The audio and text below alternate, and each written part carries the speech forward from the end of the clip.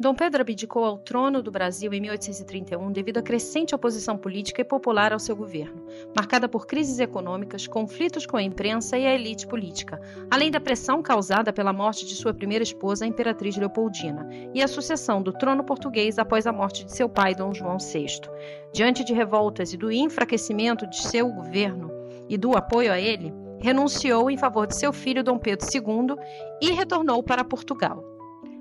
Olho fixamente para a silhueta da cidade do Rio de Janeiro, que fica cada vez mais longe. Com os olhos embaçados e um nó na garganta, enxugo as lágrimas que teimam em cair. Como amei esta cidade, este país. Parece-me tudo um pesadelo. Passei num piscar de olhos de salvador da pátria a traidor. A vida é mesmo uma piada.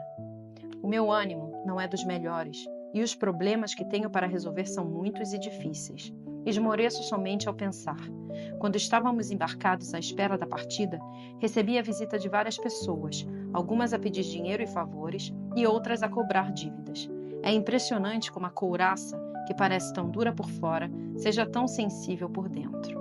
Ninguém ali, nenhum deles, parou para pensar no drama pessoal que estou a viver. Em 10 de junho de 1831, após abdicar ao trono brasileiro, Dom Pedro e sua segunda esposa, Dona Amélia de Leuchtenberg, desembarcaram em Cherbourg, na França. A imprensa francesa descreveu Dom Pedro como um homem muito bonito, com a pele um pouco brasileira. A Revue de Paris publicou um artigo detalhado sobre a sua chegada, destacando a surpresa dos habitantes locais que receberam o ex-imperador que adotou o título de Duque de Bragança. Todo mundo sabe do meu amor por Dom Pedro. Eu, inclusive, escrevi um livro sobre ele, né? Então, a minha viagem não poderia faltar o quê? Dom Pedro. Eu tentei fazer esse vídeo diretamente lá, mas o microfone não funcionou, então eu vou ter que narrar tudo novamente por aqui para vocês. Dom Pedro I abdicou como imperador no Brasil e partiu para a Europa. Em 10 de junho de 1831, às 4 horas da tarde, desembarcou no porto militar de Cherbourg, Normandia, França. Dom Pedro foi recebido com todas as honras de um monarca ainda no poder. Foi saudado com 21 tiros de canhão e celebrado no discurso de boas-vindas como um defensor das liberdades e doador de constituições. A prefeitura da cidade ofereceu inclusive um palácio para que ele, a imperatriz Dona Amélia e a corte pudessem se instalar. Uma carruagem os levou diretamente para o Hotel de Préfecture, onde ficaram hospedados durante toda a estadia em Cherbourg. Ele assistia à missa diariamente. Pedro saía também todos os dias. Ele visitou o arsenal, as obras do porto e participou também de alguns exercícios militares. E a visita de Dom Pedro ficou tão marcada, foi tão marcante, que ele até ganhou uma rua com o nome dele, Rue Dom Pedro. Essa rua está localizada no distrito de Val-de-Suer, uma extensão da rua Louis-Philippe, em Cherbourg. Dom Pedro seguiu para a Inglaterra, onde ficou hospedado no Hotel Clarendon. Ai, gente, se é ou se não é, eu vou descobrir agora. Se é o hotel, se foi realmente aqui que Dom Pedro ficou quando ele estava morando aqui na Inglaterra. Ai, meu Deus, meu coração tá batendo tão forte. Oh, meu Deus. Ai, olha a cara de felicidade dessa pessoa. Gente, a gente tem noção. Eu tô muito emocionada. Muito. Vamos entrar pra ver se é aqui mesmo, né? Infelizmente, no hotel eles não tinham nenhuma documentação a respeito. Mas o Clarendon Hotel, localizado em Blackheath Village, em Londres, é composto por uma fileira de residências georgianas do século XVIII, originalmente construídos para comerciantes e marinheiros da cidade. Hoje é considerado um dos melhores hotéis georgianos do sudeste de Londres. Na Inglaterra sou muito bem recebido, inclusive pelo rei. São infinitas as recepções para as quais sou convidado. Não tenho nem mesmo tempo de descansar. Mas a diplomacia e a necessidade de angariar fundos e ajuda para a causa da rainha não me permitem o descanso. Faz-me rir quando escuto comentários do tipo: o duque é muito inteligente, ou o duque tem modos. Ora, pois, o que pensavam que eu fosse um selvagem? Posso ser um doidivanas, mas sou filho de rei e descendo de duas das casas reinantes mais tradicionais da Europa, Portugal e Espanha. Deixo Londres, onde tudo custa o olho da cara, e decido ir viver modestamente em Paris. e para isso vendo alguns pertences como prataria e joias, para fazer um caixa e viver decentemente. Mudo-me primeiramente para os arredores de Paris, pois o rei nos emprestou o Château de Meudon, e posteriormente para uma casa na Rue de Courcelles 10, no centro da cidade. E mais uma vez começa a peregrinação para minha casa. A primeira coisa que faço ao chegar a Paris é visitar minha filha, Duquesa de Goiás. Preparações e medidas são tomadas para a partida de Dom Pedro rumo aos Açores. Amo-te, Amélia. Cuida-te. Logo estaremos juntos novamente. Ela joga-se de novo em meus braços e me beija longamente. Pedro, quero que seja tua.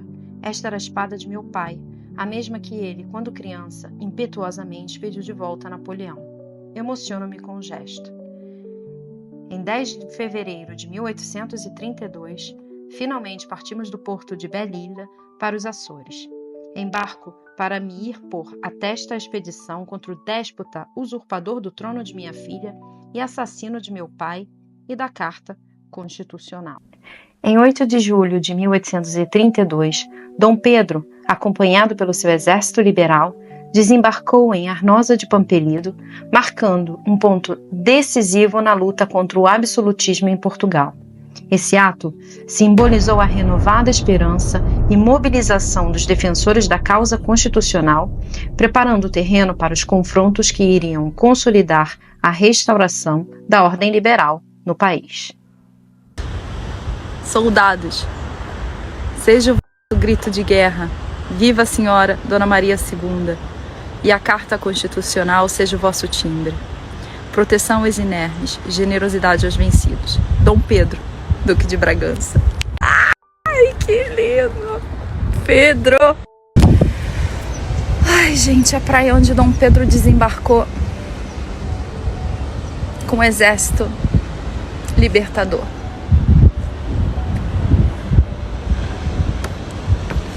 Eu acho que não mudou muita coisa, não. Porque não tem nada por aqui. Foram heróis, comandados por um grande herói, que foi Dom Pedro. Durante o cerco do Porto, o Palácio dos Carrancas, atualmente Museu Soares dos Reis, foi transformado no primeiro quartel-general de Dom Pedro, tornando-se o epicentro das operações militares e da articulação política dos liberais. Ali, em meio à tensão e aos intensos confrontos, Dom Pedro e seus conselheiros delinearam estratégias fundamentais para resistir ao absolutismo, fazendo do palácio não apenas um centro de comando, mas também um símbolo de esperança e resistência para a causa constitucional portuguesa.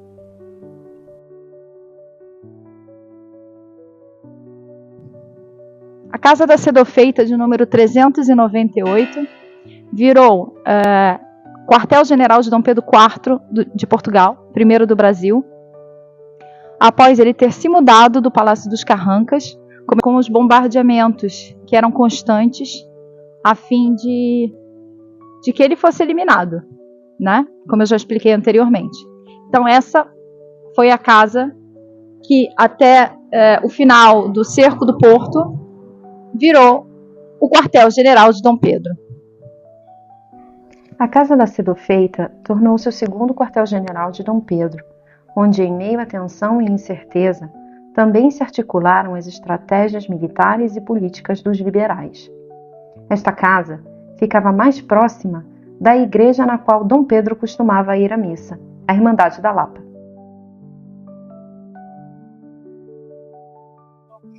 Irmandade da Lapa, lugar onde Dom Pedro I do Brasil e Dom Pedro IV escolheu para que o coração dele ficasse depositado. Aliás, na verdade, não foi ele que escolheu, foi a filha dele por ele. Mas essa era a igreja onde ele vinha assistir às missas durante o cerco do Porto. E talvez tenha sido esse o motivo pelo qual Dona Maria da Glória, Maria II de Portugal, tenha escolhido essa igreja para que o coração de Dom Pedro ficasse depositado aqui. Durante o cerco do Porto, Dom Pedro manteve uma profunda ligação com a Irmandade da Lapa, local onde ele costumava ir rezar. Esse vínculo foi selado de forma singular quando, em testamento, o nosso ex-imperador legou o seu coração à cidade do Porto. Conservado na Igreja da Lapa, esse relicário, que era a parte mais nobre do seu ser, simboliza o compromisso inabalável de Dom Pedro com os ideais constitucionais, a causa liberal, sua fé e o sincero agradecimento aos portuenses pela inestimável ajuda recebida durante todo o cerco do Porto.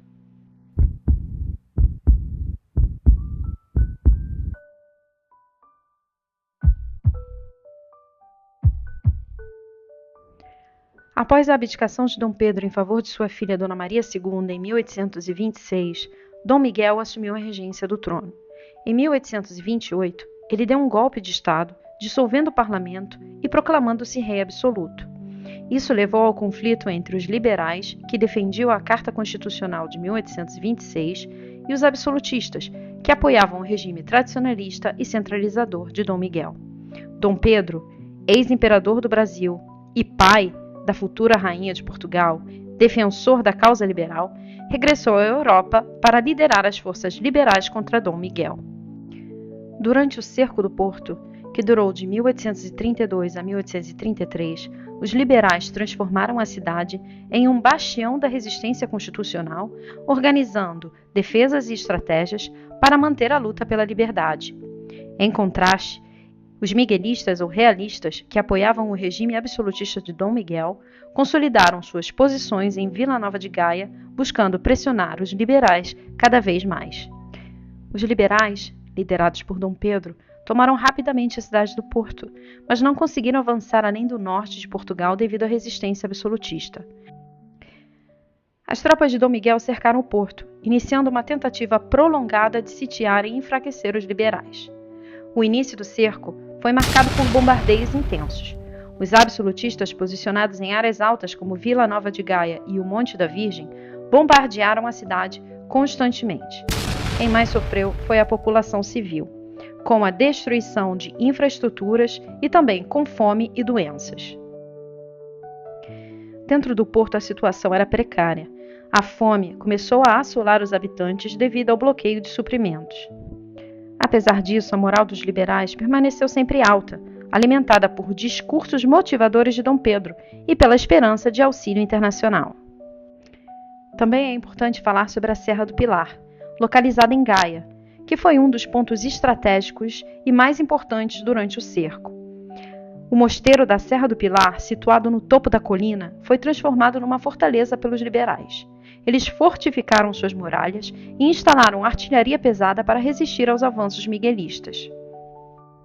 A posição elevada da serra permitia aos liberais observar e contra-atacar os movimentos das tropas absolutistas, tanto em Gaia quanto no Porto. A Serra do Pilar foi o último bastião dos liberais na margem sul do Douro. Caso tivesse sido tomada pelos absolutistas, a resistência liberal ficaria gravemente comprometida, pois os miguelistas poderiam cercar completamente o porto. Apesar de tentativas intensas das forças absolutistas para tomar a serra, ela permaneceu sob controle liberal durante todo o cerco. O cerco do Porto foi um dos episódios mais marcantes da Guerra Civil Portuguesa ou Guerra dos Dois Irmãos.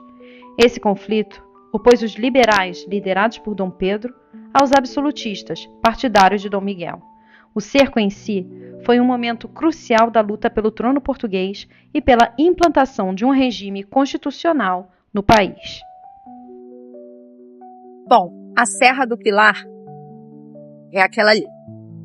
E aquela ali, aquela parte ali, a Serra do Pilar, ela conseguiu ser conquistada pelos soldados de Dom Pedro, tá? Pelas forças liberais, e nunca foi conquistada pelos miguelistas. Os miguelistas ficavam nessa parte daqui, do outro lado do Douro, eles ficavam nessa parte aqui de Vila Nova de Gaia, e do outro lado, onde tem Porto, ficavam os liberais.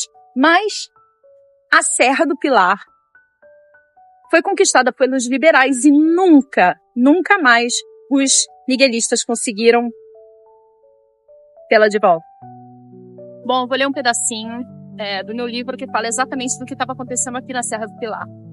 E ele diz assim: os bombardeios à cidade continuavam e pioravam sempre. A Serra do Pilar, por exemplo, foi alvo de bombas por 33 horas consecutivas. Tentei, no dia 15 de outubro, convencer as tropas miguelistas de que era inútil que continuassem o ataque. Disse-lhes que a serra era inconquistável e que, se quisessem, seriam bem-vindos as tropas liberais. Não adiantou. Em 24 de outubro, lançaram outro violento ataque à fortificação. No dia 26 do mesmo mês, aniversário do Mano, em um ato de falsa misericórdia, foi oferecida aos meus homens a oportunidade de perdão para aqueles que desertassem. Já no dia 28, os miguelistas situados em Vila Nova de Gaia recomeçaram os bombardeios. Em 1833, após a tomada de Lisboa, a pressão sobre o cerco do porto diminuiu. Os absolutistas começaram a recuar e o cerco foi levantado. A guerra continuou até 1834, culminando na Convenção de Évora Monte, que decretou a derrota de Dom Miguel e o seu exílio. Dom Pedro assumiu, em julho de 1833, o cargo de provedor da Santa Casa da Misericórdia do Porto, uma das mais antigas e importantes instituições de caridade do país, demonstrando seu compromisso com os ideais liberais e humanitários. A instituição foi vital para oferecer socorro aos feridos e necessitados, fortalecendo o moral da população e consolidando a resistência contra o absolutismo. A Santa Casa da Misericórdia do Porto foi um grande pilar durante os períodos de conflito que marcaram a luta liberal em Portugal. Foi nela que foram sepultados com dignidade os mártires da pátria ou da liberdade, executados pelo regime absolutista por defenderem os ideais constitucionais. Chegamos ao final do vídeo e gostaria de dizer que escrever meu livro como um romance 100% histórico foi a maneira mais doce que encontrei para homenagear esse grande homem e personagem histórico. E encerro meu vídeo com uma passagem que resume o que foi a vida de Dom Pedro. Dom Pedro, tiveste duas pátrias e foste por elas renegado. O Brasil te repeliu porque eras português, e Portugal não te quis porque eras brasileiro. Hoje, porém, pelos mesmos motivos, ambas as pátrias celebram a tua memória. Soubeste fundir na tua alma as duas nacionalidades e provar que se pode ser brasileiro sem deixar nunca de ser português. Sérgio Corrêa da Costa, As Quatro Coroas de Dom Pedro I.